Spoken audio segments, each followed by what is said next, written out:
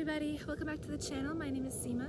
I'm an artist as well as an intuitive, and in this video I'm going to be giving you guys a divine message using the Gita deck here.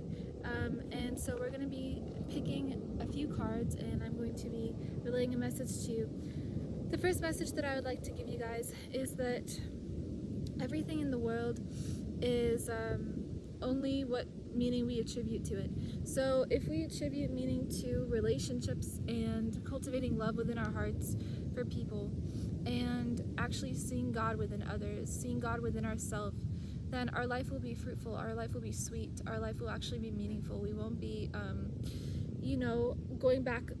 going based off of our old traumas, which is something that we will often do if we don't take the time to go back and heal that stuff. Or go back and figure out what we need to do to meet ourselves, because ultimately God is within, and like we spend our whole life searching for love, searching for God, searching for things, searching for ways to make money, all these things, and ultimately like any sort of negativity is ultimately like a waste of time, because we only have a certain amount of time in this life, and it's just important that we cultivate love within our hearts. Like that should be our primary focus. And I'm saying this as a realization that I got, and that I've had for a very long time. But when we get caught up with life, it gets hard to come back to ourselves, to stay grounded and rooted in that love space, to stay centered. Like everything in the world is trying to distract us from who we are as beings of love. And like, you're not going to see this talked about anywhere, right? Because it's the truth, and it's the most natural of existences, is living from the heart and being somebody that actually is very happy, like spiritually, because true happiness is peace with the soul, living from the soul, So I wanted to give you guys that message, and I wanted to give you the message that, everything that you think is important, like, maybe it's not as much as you think, right? You are alive, you have the ability to go out into the world, to receive information, to watch videos like this. God is everywhere. And so every moment is an opportunity to see Him, in people, in objects, in the ability to serve others, which is the point of all human life, is service. So that was the message I wanted to give you guys. And now we can begin. So let's begin. So I've already prayed over this, and I'll be reading it a little differently than how I do with oracle cards, but I'll still be reading it. So the first card out here we have is the Super Soul. So over there, that's Lord Vishnu. And it says on the back, I reside in every heart.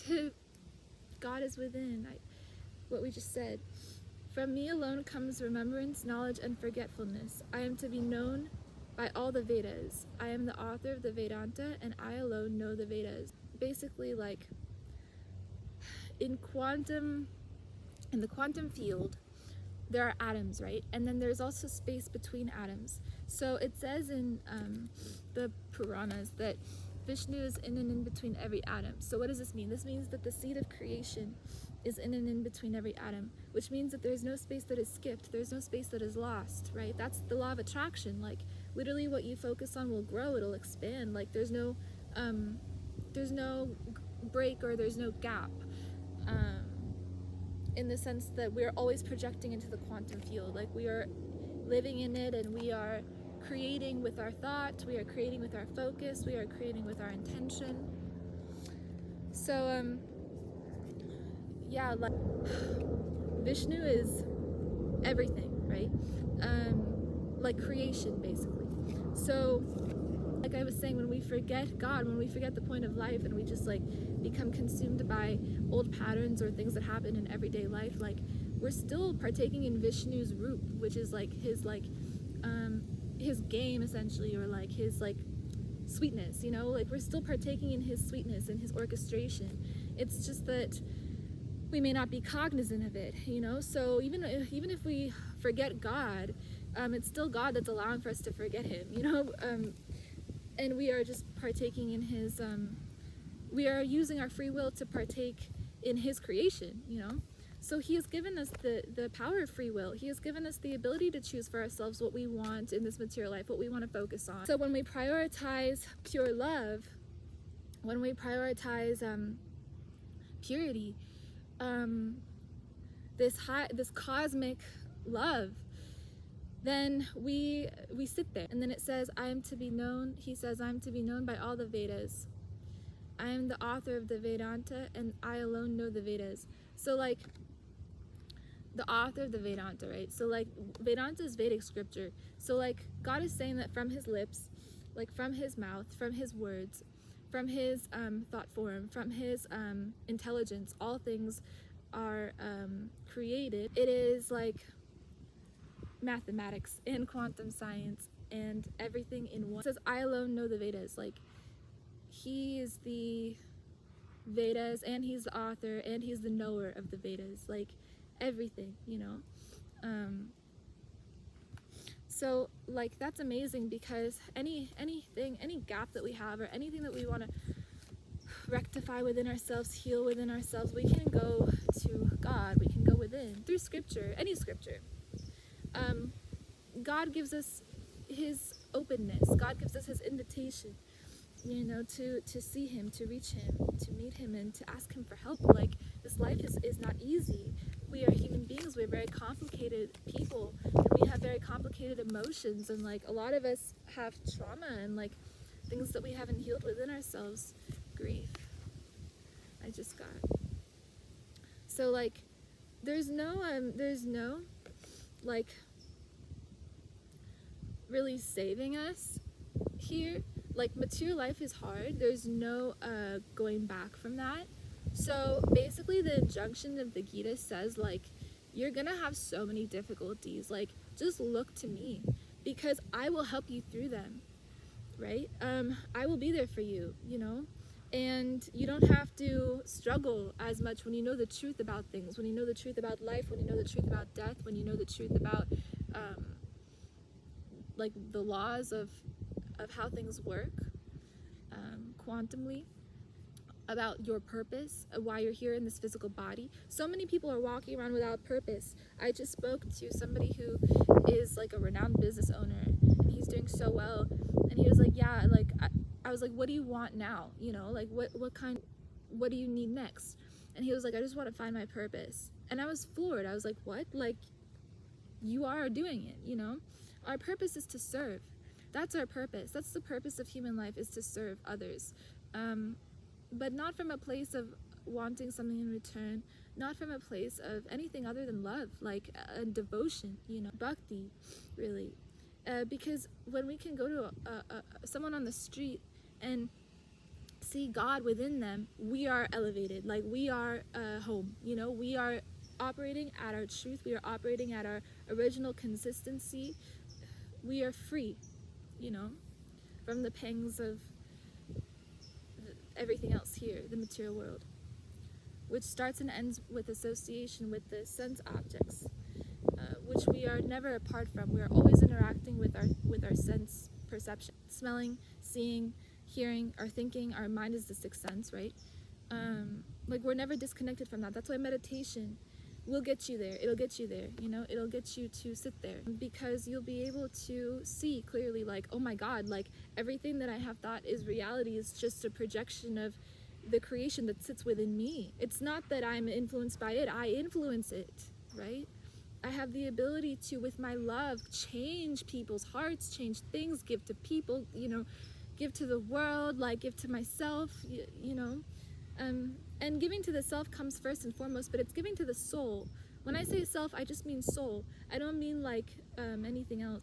You want material things, you want to get fit, all these things, that's fine. But like, when you work with the soul in mind, or in the forefront, things become really fun. Like, if I'll give you an example. I always use running as an example because I run. I like to run, right? But I don't run if I don't want to. Like, if I want to, then I do it, right? Because it's like my soul is being pushed to use this body to run and be free, and so it's just like about making life soulful. And there we are free, we are content, we are home, we are with our Creator. And here in this photo, they just fought a war. And somebody here has arrows through him, and he lost, obviously. But the essence of the war, and the whole Gita explained this very well, is that we have to do our duty no matter what. And part of our duty in this lifetime is dying. Like, we go through many deaths all the time. Like, nothing here is void of sacrifice, basically. Like, we always have to like die. We always have to, like put ourselves on the line, because life is not comfortable. It's just not comfortable. That's the point of material existence, is to see the soul, to meet the soul. So you will go through pain, struggles, you will, because it's actually meant to bring you in, to make you go inwards, and to see God. There's no other way. If you're just content all the time and like distracted, you won't see God. You'll just see like what we always see, which is Maya, which is Krishna's illusory potency. Maya means magic, Maya means beauty, Maya means dazzling, and we are always consumed by Maya because we think that we are this body, we think that we are our finances, we think that we are our karmic ties with people, we think that we even think that we are our duties. We're not our duties. We have the opportunity and the blessing to carry out our duties. Like, who is the one driving the vehicle? You know what I mean? No cause to lament, and yet you speak words that seem to be wise. I feel like he's speaking to me. The truly wise lament neither for the living nor the dead. Yeah, like I said, everything happens anyway. So like, there's no point to like waste any time being upset or being negative or lamenting for anything. And it's easier said than done. I'm teaching this to myself as I say it out loud, because we're always gonna lose. There's only loss here in the material world, So you might as well embrace the one thing that is constant, which is God, who is within everyone's hearts as the super soul, who has never been created and will never be destroyed, same as us, same as our soul's consistency, same as who we are, right? So, like, when we can do all things for God, everything becomes purified. Everything that we do becomes pure. Don't leave any karmic,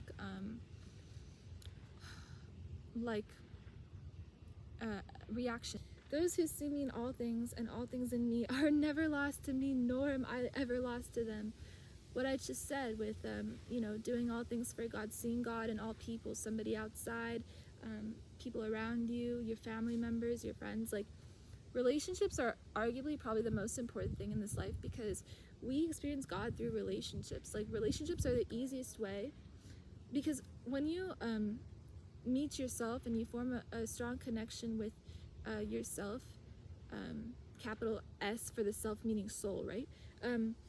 You do that through first forming a relationship with your Creator. So first you go to your Creator, then you meet your soul, right? And then after that, then you can serve the world, because you are serving your soul constantly. Like, you are always embalmed in this devotion that is established and reestablished by maintaining that high connection with God. So when we walk around like that, we walk around elevated. We walk around elevated in the sense of like love, not in the sense of position. Human beings have misconstrued a lot of words, like and it's hard to explain these things because they're very abstract concepts. But when I say elevated, I mean in terms of like, how deep is your love? You know what I mean? Like, how big is your love frequency? You know what I mean? Because yeah, like, you can give somebody something with any intention, but if you give somebody something to serve the God within them, with honor, with respect, with love, with devotion, then everything changes in the world. Everything changes in the world. You change chemically as a result. They change chemically as a result. The environment changes. The globe changes this way. It doesn't matter what results you see or what results you don't see. God is the result. And God carries out all results. We actually don't do anything. We work for Him. And in that way we are set free. So I hope you guys enjoyed this reading. This kind of different reading. I had a lot of fun, and pleasure giving it to you guys. And if you appreciated it, go ahead and like this video if you got something from it. I'm so honored and blessed and fortunate to be here with you, to have you here, to talk to you. Yeah, I'll see you guys in the next video. Peace.